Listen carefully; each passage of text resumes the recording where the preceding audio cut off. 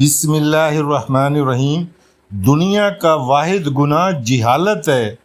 ایک دفعہ ایک چھوٹا لڑکا بھاگتا ہوا شیوانہ قبل از اسلام ایران کا ایک مفکر تھا، اس کے پاس آیا اور کہنے لگا، میری ماں نے فیصلہ کیا ہے کہ معبد یعنی کاہن کے کہنے پر عظیم بت کے قدموں پر میری چھوٹی معصوم سی بہن کو قربان کر دے، آپ مہربانی کر کے اس کی جان بچا دیں۔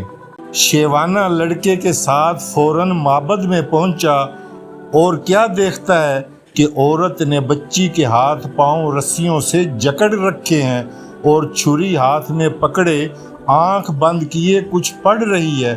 بہت سے لوگ اس عورت کے گرد جمع تھے اور بت خانے کا کاہن بڑے فخر سے بت کے قریب ایک بڑے پتھر پر بیٹھا یہ سب دیکھ رہا تھا۔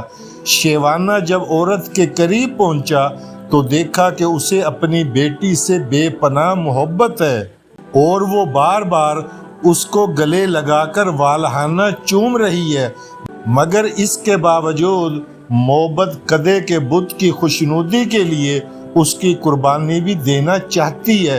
شیوانہ نے اس سے پوچھا کہ وہ کیوں اپنی بیٹی کو قربان کرنا چاہ رہی ہے۔ اس عورت نے جواب دیا، کاہن نے مجھے ہدایت کی ہے کہ میں معبد کے بت کی خوشنودی کے لیے اپنی عزیز ترین ہستی کو قربان کر دوں تاکہ میری زندگی کی مشکلات ہمیشہ کے لیے ختم ہو جائیں۔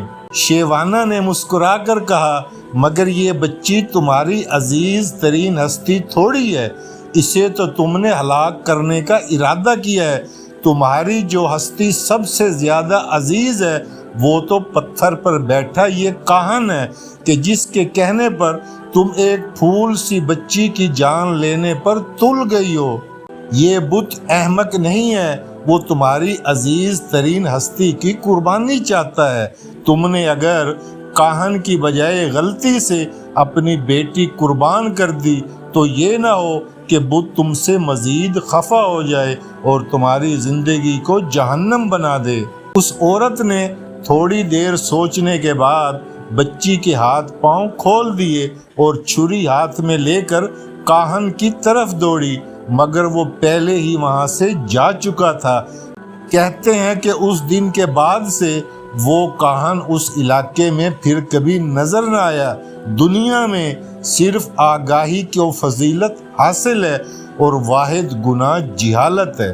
جس دن ہم اپنے حکمرانوں کو پہچان گے ہمارے مسائل حل ہو جائیں گے، مگر جب تک اپنے پیسوں پر پلنے والوں سے رحم کی اپیلیں کرتے رہو گے کچھ نہیں ملے گا۔